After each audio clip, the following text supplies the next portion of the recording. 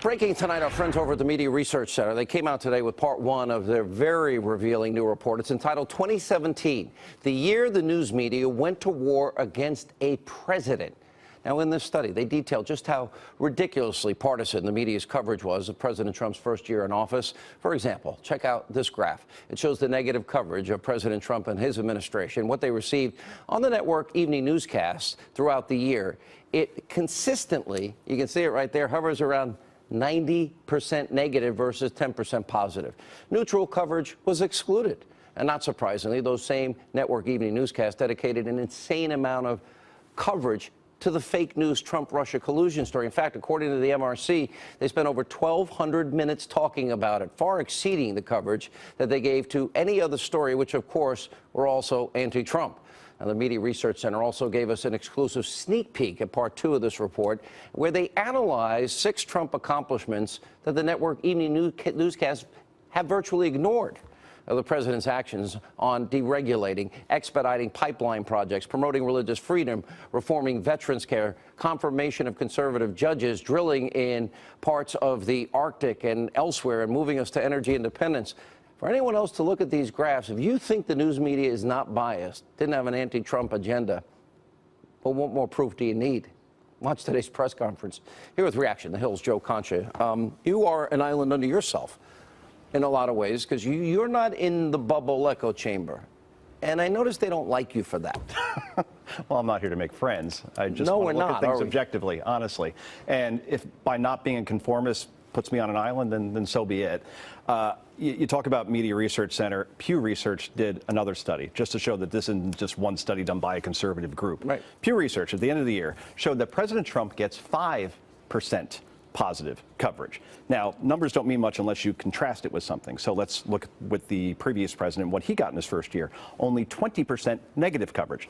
President Trump, 5% positive. President Obama, 20% negative. And as you said, the President Trump had plenty of accomplishments. It was bumpy sometimes, obviously, with health care, but how you get to 5%, I have no idea. So what it tells you is that there's not just bias in the media, Sean, but that of the blatant variety. I did an 195 holes on fake news CNN alone. Yeah. Okay. You know what I'm going to do tomorrow night? I'm going to do all 195. Really? I'm going to do, I got to. Just don't play the drinking game where you have to do a shot of a Boilermaker every time you do one. You'll be dead. And you watched the presser today. I don't want any bias. What did you think of it? Because it was, to me, a collective insanity. It underscores the hubris of the defeated, of a defeated narrative. That's what Eric Trump said. Really? Yes. He used my line, the hubris of the defeated? No, close. I mean, he basically said they can't stand that they were wrong. Oh, okay. I stole it from A Beautiful Mind with Russell Crowe, but that's a Did you really? Oh, yeah, of course. Great. But what we also saw was pious defiance that inflicts not all, but many in our journalistic community. I mean, by not accepting the results, you're not a medical professional, like a Dr. Ronnie Jackson. Whoa. Yeah. Liberal Joe is not a doctor? There's not Dr. Mika Brzezinski? Are you kidding me? Just to review what you're saying, on an almost daily basis. Dr. Anderson Cooper?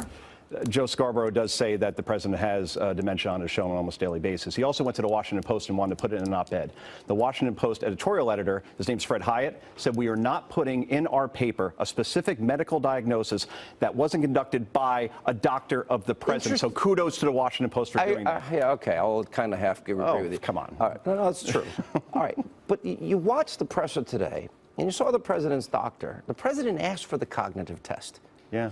He not only aced it, it was a perfect score. 30 out of 30. All right. Now, I've been around a lot of people. I've been around the president, as you know. I know that they're lying. Mm-hmm. And I'm not a doctor. I'll just follow in Liberal Joe's footsteps. Yeah, I'm not so sure they're lying. I think they think because they watch a couple of episodes of Doogie Howser or the Grey's Anatomy that they're suddenly medical professionals. And honestly, you watch that press conference again, and I ask anybody to do it on YouTube, there are a lot of journalists that made fools of themselves today. Totally agree.